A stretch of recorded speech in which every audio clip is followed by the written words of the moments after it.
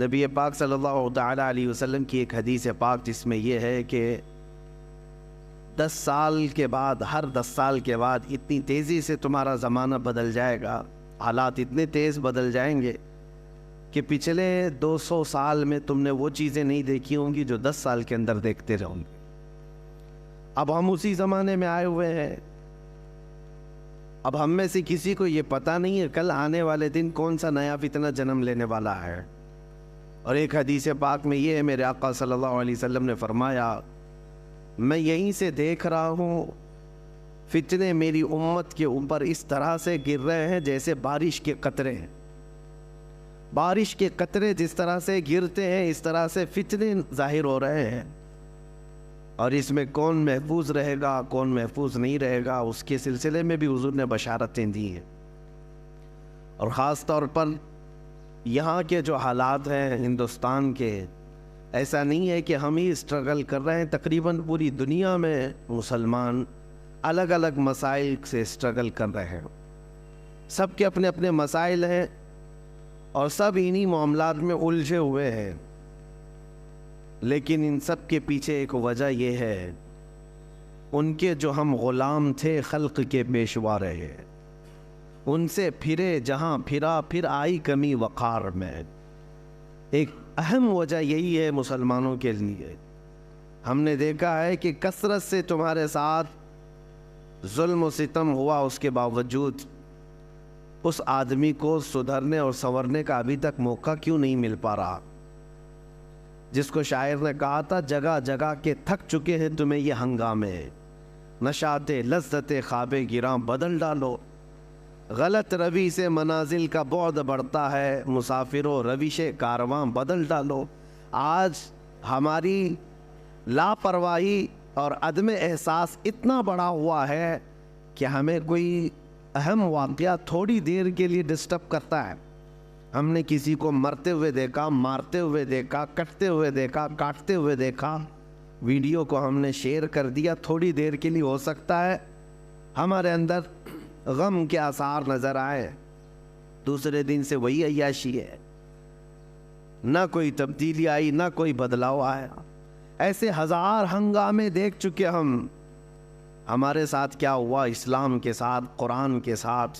یہ جو آج دنیا کھیل کھیل رہی ہے، ہونا تو یہ چاہیے جس کے اندر ضمیر زندہ ہو، احساس ہو، وہ اپنی زندگی کو بدلنے کا عزم کر لے کہ کہیں یہ میری شامت اعمال تو نہیں ہے، یہ میرے گناہوں کی وجہ سے اس قدر عذابات تو نہیں آ رہے ہیں، لیکن احساس کیوں نہیں آتا؟ بڑے بڑے واقعات ہم دیکھ رہے ہیں اپنی زندگی میں، لیکن اس کے بعد بدلاؤ کیوں نہیں آتا؟ یہ ایک بہت اہم چیز ہے جس کی طرف ہم لے جانا چاہتے ہیں۔ عزیزان گرامی وقار، آج مجھے صرف بات یہ عرض کرنی تھی۔ قرآن پاک میں اللہ تعالیٰ فرماتا ہے، اسلام کے علاوہ کوئی دوسرا لے کر کے آئے، قیامت کے دن اس کو دیکھا بھی نہیں جائے گا، قبول بھی نہیں کیا جائے گا۔ اور ان الدین عند اللہ الاسلام، اللہ کے نزدیک اگر کوئی دین ہے تو اسلام ہے۔ اور اللہ تعالیٰ فرماتا ہے، رضیت لکم الاسلام دینا، میں تمہیں اسلام دے کر راضی ہوا۔ تو جس قوم کے پاس یہ دین ہے اسے یہ چاہیے فخر کرے کہ اللہ تبارک و تعالیٰ نے اپنا چنندہ اور اپنا پیارا دین مجھے دیا ہے اور میں اس سے وابستہ ہوں۔ اور ساری دنیا کے ٹارگٹ پر آج تم ہو، اس کی وجہ بھی یہی ہے۔ جس کے پاس کوئی دولت ہوتی ہے اسی سے حسد بھی ہوتا ہے، اسی سے لوگوں کو جیلس بھی ہوتا ہے۔ تمہارے پاس یہ سب سے بڑی دولت جو دین اسلام اور میرے آقا صلی اللہ تعالیٰ علیہ وسلم کی محبت ہے، یہ ایک بہت بڑی دولت ہے۔ اب اس کو ختم کرنے یا اس کو کم کرنے کے لیے یہ حربے اپنائے جاتے ہیں آج، جو ہتھ کنڈے ہیں، کسی نہ کسی طرح تمہیں کمزور کر دیا جائے۔ میں آج اپنے حالات کے متعلق عرض کروں کہ تمہیں پریشان دیکھنے کے لیے یا پریشان کرنے کے لیے تمہارے قوانین سے چھیڑ چھاڑ کرنا کہ ایگریسو ہو جائیں، کبھی ذات مصطفیٰ صلی اللہ علیہ وسلم کو نشانہ بنا کر، کبھی قرآن کی توہین کرنا، کبھی اسلام کو برا بھلا کہنا، کبھی اسلام کے قانون بدلنے کی بات کرنا، یہ سب چیزیں تمہاری آزمائش کا دور ہے۔ ہونا تو یہ چاہیے کہ جو سچا مومن ہے اس کے دل میں اسلام کی محبت اور بڑھتی چلی جائے، اور بڑھتی چلی جائے۔ لیکن اس طوفانی زمانے میں جو ڈاواں ڈول ہوتا ہے اس کو یہ لگنے لگ جاتا ہے کہ مجھے نیوٹرل رہنا چاہیے، بھی سیکولر ہو جانا چاہیے تاکہ یہ ظالموں کے ہاتھ میں نہ آ جاؤں۔ نہیں میرے عزیزو، آج تمہیں پکا مسلمان بن کے دکھانے کا وقت آ چکا۔ آپ نیوٹرل نہیں، سیکولر نہیں۔ یہ جو لفظ ہے سیکولر، یہ تو منافق کو کہتے ہیں، چھپا ہوا منافق۔ آپ جس دین پر قائم ہے اس دین کے بارے میں آپ کو اتنا یقین ہونا چاہیے کہ یہ اللہ کا سب سے محبوب دین ہے، اور کامل جس کے بارے میں قرآن نے کہا الیوم اکملت لکم دینکم۔ کسی بھی دین کے بارے میں سرٹیفکیٹ نہیں ہے کہ وہ کمپلیٹ ہو چکا ہے، لیکن قرآن نے دین اسلام کے لیے کہا ہے، اللہ فرماتا آج کے دن میں نے تمہارا دین مکمل کر دیا۔ یہودی خود کہتے ہیں کہ اگر یہ آیت ہماری کتاب میں آئی ہوتی، ہماری کتابوں میں آئی ہوتی یہ آیت کہ تمہارا دین کمپلیٹ ہو گیا، وہ کہتے ہیں ہم تو اس آیت کے اترنے کے دن ہر سال عید مناتے ہیں۔ مسلمانوں کو یہ خاصہ ملا ہے۔ میرے آقا صلی اللہ تعالیٰ علیہ وسلم جب آخری حج میں تھے، حجۃ الوداع کے موقع پر یہ آیت نازل ہوئی، اللہ نے فرمایا آج کے دن دین تمہارا کمپلیٹ ہو گیا، میرے دین میں کوئی گنجائش ہی نہیں ہے کمی کی۔ ہمارے اسلام میں بچے کے پیدا ہونے سے لے کر کے اس کے قبر میں جانے تک کے کسی مسئلے کو تشنا نہیں چھوڑا گیا ہے۔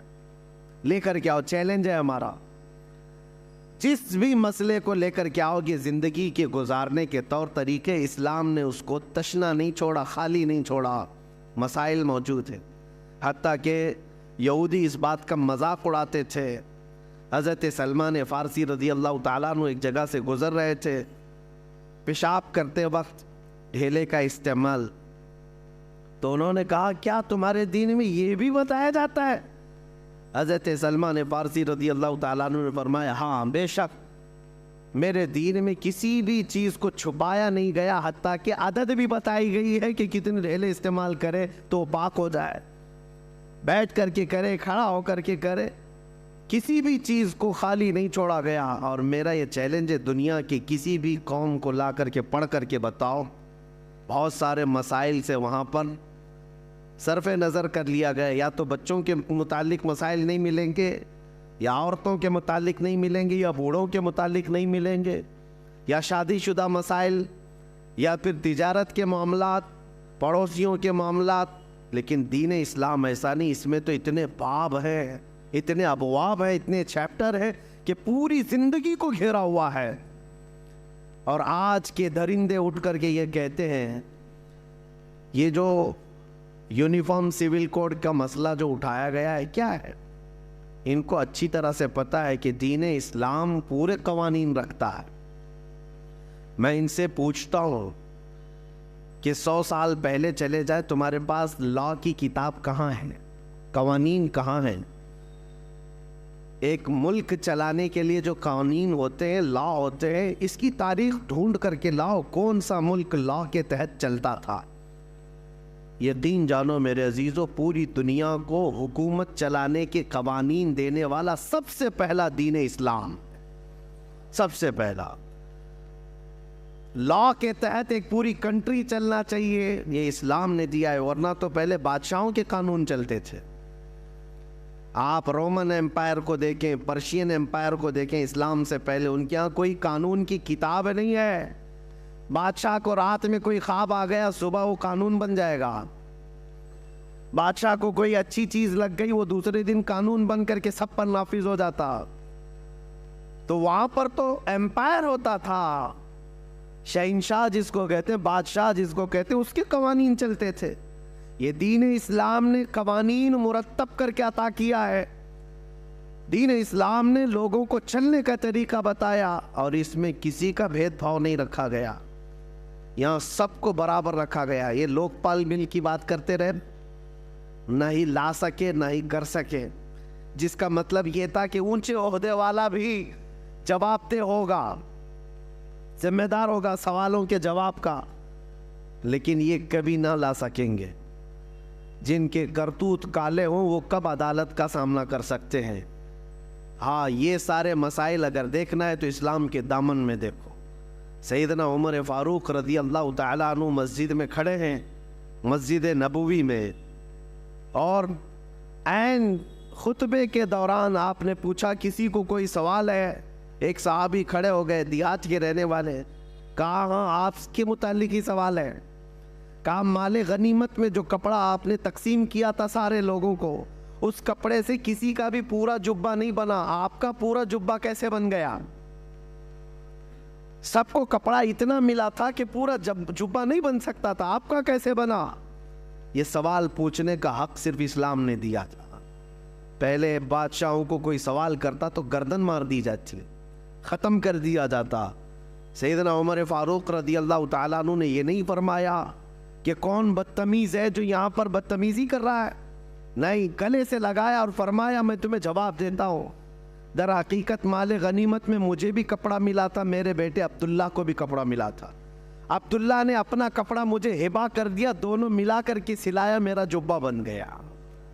جواب دینے کا حق امیر المومنین کے پاس، وہ جواب دیتے۔ اور اس کے بعد آپ نے فرمایا جب تک دین اسلام میں یہ نظام رہے گا، اس نظام کو کوئی درہم برہم نہیں کر سکتا۔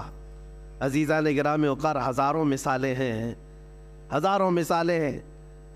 ان ظالموں کو آج قوانین اسلام کی طرف انگلی اٹھانے کی جرت صرف اس لیے ہے کہ یہ اپنی سیاسی روٹیاں سیکنا چاہتے ہیں، باقی کوئی مطلب نہیں۔ اب ہونا کیا چاہیے؟ جو ایک خلفشار ہے اور ایک بہت زیادہ افواہیں پھیلی ہوئی ہیں مسلمانوں کے بیچ میں، کیا کرنا ہے؟ تنظیمیں اپنا کام کر رہی ہیں، خانقاہیں اپنا کام کر رہی ہیں، مدرسے، مساجد، ٹرسٹ اپنا کام کر رہی ہیں۔ یونیفارم سول کوڈ نہیں لاگو ہونا چاہیے، اس کے یہ خطرے ہیں، اس کے وہ خطرے ہیں۔ ان سے تھوڑا ہٹ کر کے میں یہ کہتا ہوں ان سے کب تک احتجاج کرتے رہو؟ نہ ہی ہمارے احتجاج کا ان کے اوپر کوئی اثر پڑتا ہے۔ یہ ایسی ظالم قوتیں بیٹھی ہوئی ہیں جن کے سامنے ہزاروں کا مر جانا بھی کوئی اثر نہیں کرتا۔ اس لیے مسلمانوں، سب سے اہم بات یہ ہے کہ ان سے بھیک مانگنے کی ضرورت ہی نہیں ہے کہ تم ہمارے قوانین کی حفاظت کرو یا ہمارے قوانین سے چھیڑ چھاڑ نہ کرو، بلکہ میدان میں اتر کر کے یہ بتاؤ کہ اس زمانے میں بھی تم سارے قوانین پر پابندی لگاؤ، لیکن میں شریعت مصطفیٰ پر عمل کر کے دکھاؤں۔ تمہاری پرمیشن کی ضرورت نہیں مجھے دین اسلام پر چلنے کے لیے۔ ہمارے نبی پاک صلی اللہ تعالیٰ علیہ وسلم کے قوانین ہمارے لیے جان سے بڑھ کر کے ہیں۔ مسلمانوں کو آج عملی میدان میں آ کر کے قوانین اسلام پر عمل کر کے دکھانا چاہیے کہ میرے اپنے گھر کے قوانین، میرے دین کے معاملات، اس کو میں موت تک گلے سے لگا کر کے رہوں گا۔ یہ ہوتا ہے سب سے بہترین احتجاج۔ میں آپ کو بتاؤں، لوگوں میں جو ایک خلفشار ہے، چیمی گوئیاں چل رہی ہیں کہ کیا ہوگا کیا ہوگا، انہوں نے 3 طلاق کا مسئلہ بھی لا کر کے ڈرایا نا، لا کر کے یہ کس کے لیے تھوپا گیا تھا؟ صرف ٹارگٹ یہ کرنا ہے اور وہ ایک بڑی قوم کو بیوقوف بنانا ہے۔ جو یہاں پر ایک میجورٹی میں قوم ہے ان کو بیوقوف بنا کر کے رکھنا ہے کہ دیکھو یہ ویلن ہے، یہ مسلمان، اور ان سے لڑنے کی طاقت صرف ہم ہی رکھتے ہیں، اور ان کی ساری چیزیں ہم چھین رہے ہیں، ان کے قوانین پر ہم پابندی لگا رہے ہیں، اور وہ بیچارے وہ خوش ہوتے رہے۔ ان کو خوش کرنا ہے اور ان کی روٹیاں لینا ہے، سیاست کو گرمانا ہے، بس اتنا ہی ہے۔ باقی تمہارے قوانین سے ان کو کوئی لینا دینا نہیں۔ 3 طلاق کا مسئلہ وہ آدمی لے کے آیا جو کبھی شادی نبھا نہ سکتا، جو کبھی عورتوں کے ساتھ رہ نہ سکتا ہو۔ میرے عزیزوں، ڈرنے کی کوئی بات ہی نہیں ہے۔ تم اس طرح کے نہ جانے کتنے قوانین لے آؤ، مسلمان تو اپنے نبی پاک صلی اللہ تعالیٰ علیہ وسلم کی شریعت طاہرہ پر کل بھی عمل کرتا تھا، آج بھی عمل کرتا ہے، اور صبح قیامت تک عمل کرتا رہے گا۔ حقیقت بات یہ ہے، UCC آلریڈی پورے انڈیا میں چل رہی ہے، سب کے قانون ایک ہی ہیں، تھوڑی سی چند چیزوں میں الگ الگ رکھا گیا ہے، یعنی شادی کے معاملات کو لے کر کے یا وراثت کے معاملات کو لے کر تھوڑے سے قوانین الگ ہو جاتے ہیں۔ باقی بتائیں چوری کرنے پر سب کا قانون ایک ہے یا نہیں؟ مرڈر کرے تو سب کا قانون ایک ہی، کرائم میں سب کے قانون ایک ہی ہیں، سول کوڈ ہی ہے، سب ایک ہی قانون پر عمل ہو رہا ہے پورے ہندوستان میں۔ ایسا نہیں ہے کہ ہندو قتل کرے گا یا مسلمان قتل کرے گا تو اس کے لیے لا کی کتاب میں الگ الگ جرمانے، الگ الگ سزائیں نہیں ہے، ایک ہی سزا ہے، سب کی ایک ہی سزا ہے۔ ہاں بس میرج ایکٹ الگ اور وراثت کے معاملات الگ بنائے گئے ہیں، اس کو تم ختم کرنا چاہتے ہو، میں مسلمانوں سے ہی کہتا ہوں تو اگر آپ اس نشانے پر اپنے آپ کو سمجھ رہے ہیں کہ ہم کو ہی ہلانے کے لیے سب بنایا گیا ہے، تو میرے عزیزو آپ اپنے نکاح مسجدوں میں کرتے ہو، آپ اپنے نکاح شریعت کے دائرے میں کرتے ہو، آپ کو کبھی فرق نہیں پڑے گا، آپ اپنے گھر کے مسائل مسجدوں سے حل کرتے ہو، علماء دین سے مسائل پوچھتے ہو، تو کبھی ان قوانین کے 1000 لاگو ہونے پر بھی آپ پر فرق نہیں پڑے گا، آپ پر فرق نہیں پڑے گا۔ اسی لیے میں یہ کہتا ہوں کہ ان تمام مسائل پر احتجاج کرنے کی ضرورت نہیں، بہت زیادہ ایگریسو ہونے کی ضرورت نہیں، ورنہ ظالم کتا یہی انتظار میں ہے کہ مسلمان کب بھڑکیں گے، کب بدکیں گے، اب کب سڑکوں پر آئیں گے، کب یہ توڑ پھوڑ کریں گے اور ہم دوسروں کو ڈرائیں گے کہ یہ دیکھو ایسی وحشی قوم ہے۔ یہ اسی طرح کی کئی حرکتوں سے ہمیں لے جایا جا رہا ہے، لیکن اس کا بہترین علاج یہی ہے کہ جب جب تم میرے مصطفیٰ کریم صلی اللہ علیہ وسلم کے کسی قانون کی طرف انگلی اٹھاؤ گے، سارے مسلمان ان قوانین پر سختی سے عمل کر کے دکھائیں گے کہ عمل کرنا تو ہماری زندگی میں ہے، ہماری زندگی میں ہے، ہم لا کے خلاف نہیں بول رہے، جو ہندوستان کے قوانین ہیں ان سب پر ہم عمل کر رہے ہیں، لیکن میری نماز کے متعلق، میرے قرآن کے متعلق، میرے دین کے متعلق جو ہوگا وہ اسلام میں جو ہے اسی پر عمل کیا جائے گا۔ کوئی ایسا آدمی مجھے نماز سکھانے نہیں آ سکتا جس کو پیشاب کرنے کا سلیقہ نہ ہو۔ بہرحال تمہارا دین کمپلیٹ ہے، کامل ہے، اکمل ہے، اور اس سے بہترین دین ہے ہی نہیں، اس بات کا یقین لے کر کے چلو۔ میں ان سے کہتا ہوں ذرا جھانک کر کے دیکھتے تاریخ کے اوراق میں اسلام نے جو عدل و مساوات پوری دنیا میں قائم کی ہے، وہ غیروں کی کتابوں سے اگر میں آپ کو بتاؤں، اپنوں کی نہیں، غیروں کی لکھی ہوئی کتابیں، ان کو آج تک جو بھیک مانگتے ہوئے کسان ان کے پاس قانون کے لیے آئے، انصاف دینے کی نوبت نہ آ سکی، جو کھلاڑی وہاں پر ان سے انصاف مانگتے رہے، انصاف دے نہ سکے، پورے لوگ سڑکوں پر رہے، انصاف دے نہ سکے، اور پارلیمنٹ میں بیٹھ کر کے اگر قوانین اسلام کو نشانہ بنانے کی کوشش کرتے ہیں تو میں دعوت دیتا ہوں، آؤ دیکھو دین اسلام، تم یہ کہتے ہو اس کا اکروچ تھا، ظلم تھا، بڑھتے چلے گئے۔ ایک روایت میں نے پڑھی آج ہی، عمر ابن عبدالعزیز رضی اللہ تعالیٰ عنہ کا زمانہ خلافت ہے، حضرت عمر ابن عبدالعزیز، ان کو 5واں خلیفہ راشد بھی کہا جاتا ہے، اتنا عدل تھا ان کا۔ ان کے زمانے میں سمرقند، جو آج ازبکستان وغیرہ رشیا کے علاقوں میں آتا ہے، سمرقند پر اسلامی فوج نے حملہ کیا اور پورے سمرقند کو فتح کر کے اپنا جھنڈا پھیلا دیا، اور سپہ سالار کون تھے؟ حضرت قتیبہ۔ اور جیسے ہی سمرقند فتح ہو گیا، اعلان ہو گیا کہ یہاں پر مسلمانوں کی حکومت ہے اب، تو لوگ دوسرے دن صبح اٹھے اور ان کو ایسا لگا کہ یہ اچانک ہو گیا ہے، تو وہاں پرانا چرچ تھا، وہاں ایک پادری رہتا تھا، اس نے کہا یہ کیسے؟ ہم نے سنا ہے مسلمان اس طرح سے اچانک نہیں کرتے، لیکن 50,000 کی فوج قتیبہ کے ساتھ ہے، کون مقابلہ کرتا؟ اس عیسائی نے اپنے چند ساتھیوں سے مشورہ کیا کہ یہ ایسا مناسب نہیں ہے، ہم ان کے خلیفہ کے پاس جاتے ہیں۔ تو وہ ملک شام آیا چند ساتھیوں کو لے کر کے دمشق میں، عمر ابن عبدالعزیز اس وقت رہا کرتے تھے۔ جب دمشق آئے تو اس عیسائی نے لوگوں سے پتہ پوچھا کہ خلیفہ وقت کہاں ہے، لوگوں نے جو اشارہ دیا، پتہ بتایا، اس پتے پر آ کر کے دیکھا تو ایک چھپر کا گھر ہے اور ایک دبلا پتلا آدمی کپڑے سیتا ہوا بیٹھا ہے۔ یہ عیسائی پادری قریب آیا اور اس نے کہا انہوں نے دھوکہ دیا مجھے۔ پلٹ کر کے پھر کہنے لگا میں مسلمانوں کے خلیفہ کے پاس آنا چاہتا ہوں۔ تو ایک بوڑھے شخص نے کہا وہ جو کپڑے سل رہا ہے وہی خلیفہ ہے، وہی ہے جس کا رعب و دبدبہ اتنا تھا عمر ابن عبدالعزیز کا۔ اللہ اکبر، آپ تاریخ پڑھیں، عمر ابن عبدالعزیز کے زمانے میں 200 کلومیٹر دور بھی اگر کوئی بیٹھا ہوا ہے تو نا انصافی کرنے سے گھبراتا تھا، ڈرتا تھا کہ عمر ابن عبدالعزیز کا دور چل رہا ہے۔ اور اس خلیفہ کا وقت یہ ہے کہ ایک چھپر کے گھر کے نیچے بیٹھے ہوئے کپڑے سل رہا ہے۔ اس عیسائی پادری نے سوچا کہ ان سے مجھے کیا انصاف ملے گا، 50,000 کی فوج لے کر کے جو سپہ سالار میرے شہر پر حملہ آور ہوا ہے اس کے بارے میں کیا بتاؤں گا۔ کہا کہ پھر بھی کہہ دیتا ہوں۔ عمر ابن عبدالعزیز کے پاس آیا اور کہا میں سمرقند سے آیا ہوں، میری ایک شکایت ہے۔ کہا بتاؤ کیا ہے۔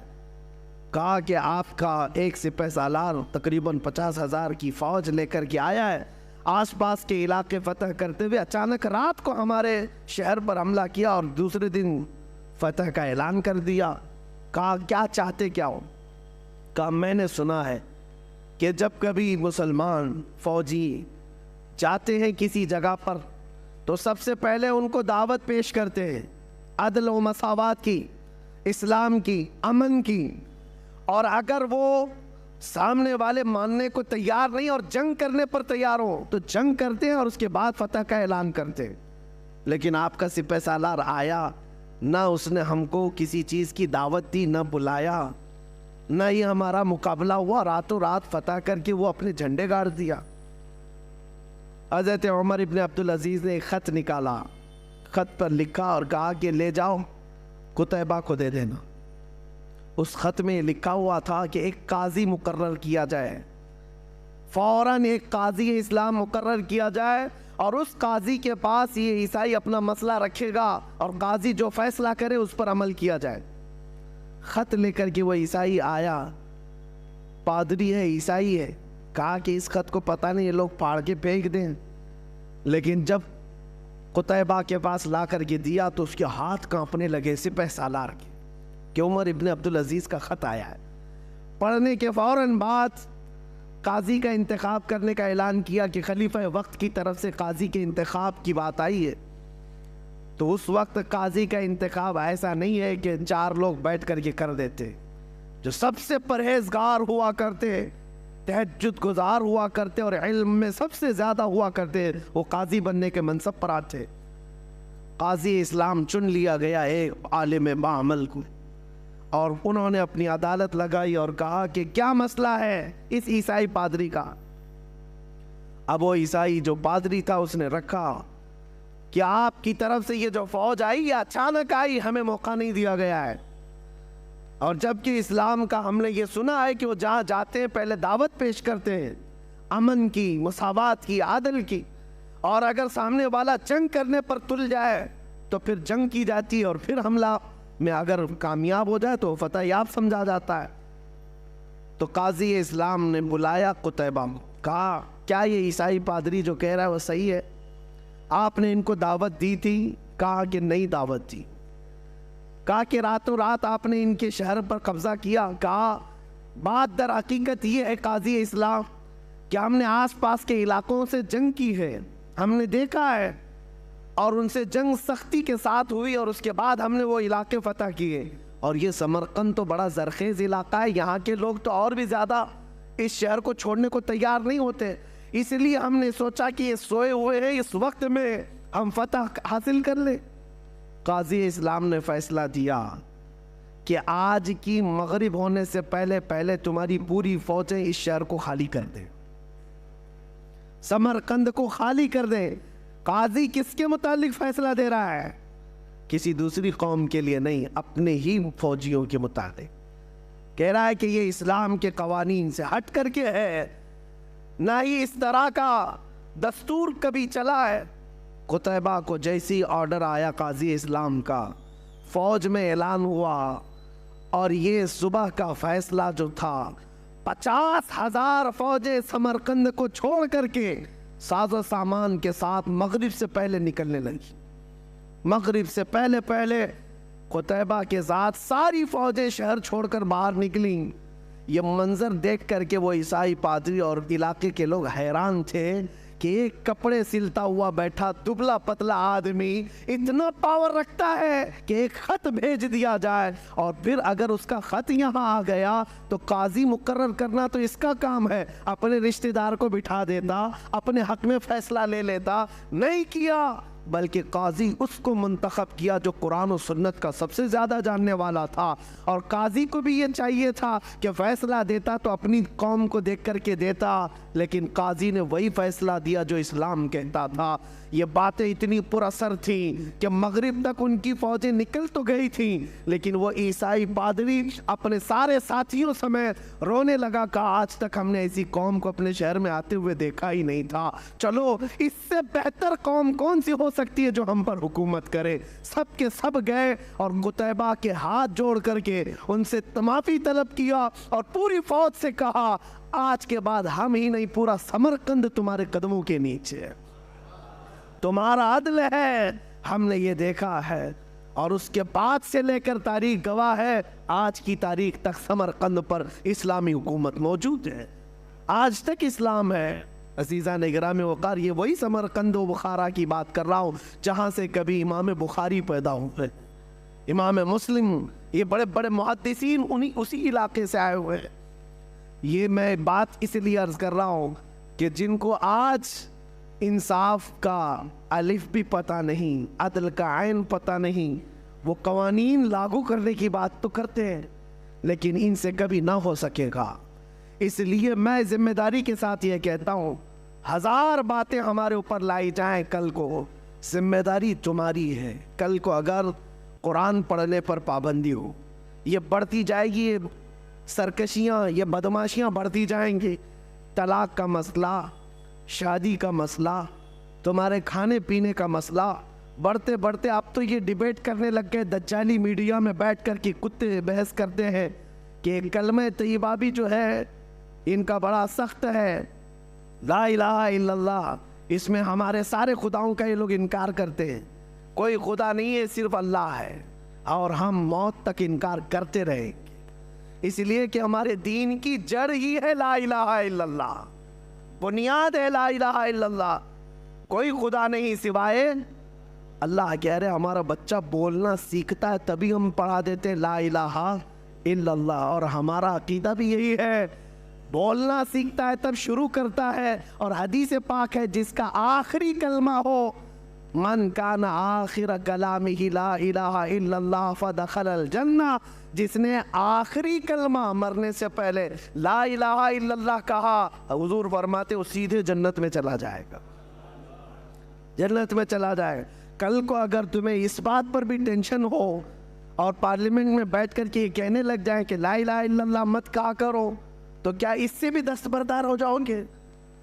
کیا اس سے بھی پیچھے ہٹ جاؤ گے؟ نہیں، آج سے نہیں بولیں گے۔ اس لیے بات یاد رکھو، اپنے تشخص، اپنی آئیڈینٹی کے ساتھ جیو۔ آج ہو سکتا ہے خالی تم نے ٹوپی چھپا لیا ہوگا، آج داڑھی چلا لیا ہوگا، سیکولر بننے کے چکر میں یا ایک نیوٹرل بننے کے چکر میں کہ ہم کو کوئی پہچان نہ سکے، ادھر کے بھی لگیں گے ادھر کے بھی لگیں گے، ہو سکتا ہے ٹوپی اور داڑھی سے دستبردار ہو گئے ہو، لیکن دنیا صرف اتنے ہی پر کاف مطمئن کبھی نہیں ہوگی۔ قرآن کہتا ہے وَلَن تَرْضَى عَنْكَ الْيَهُودُ وَلَا النَّصَارَى حَتَّى تَتَّبِعَ مِلَّتَهُمْ، یہود اور نصرانی تم سے ہرگز راضی نہیں ہوں گے جب تک کہ تم ان کے دین میں داخل نہ ہو جاؤ۔ صرف چھوٹی موٹی باتوں سے راضی نہیں ہوں گے۔ ہم نے دیکھا ہے کہ بیچارے ابھی 2 سال پہلے جو دین بدل کر کے چلے گئے، نام بھی بدل لیا، لکھنؤ کا ایک رافضی شخص، کشکا بھی لگایا، کلنک بھی لگایا ان کو راضی کرنے کے لیے، لیکن 6 مہینے سے زیادہ پال نہ سکے، ٹھوکر مار کر کے بھیج دیا گیا۔ ایک بات یاد رکھو، دامن مصطفیٰ میں جو امن ہے وہ دنیا میں کہیں نہیں ہے، میرے مصطفیٰ کے قدموں میں جو عزت ہے وہ کہیں نہیں ہے۔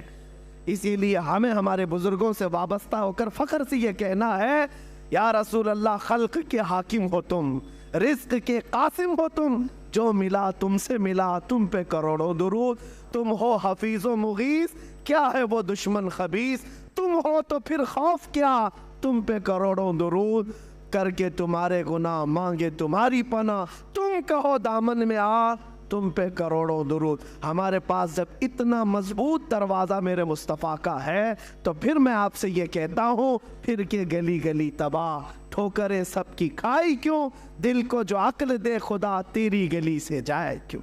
بس ایک دربار مضبوطی سے تھامے رہے، جیسے بھی حالات آئیں نیوٹرل اور سیکولر کا لفظ اپنی زندگی میں آنے نہ دے۔ میں دین اسلام پر کل بھی قائم تھا، آج بھی قائم ہوں، اور انشاءاللہ موت تک قائم رہوں گا۔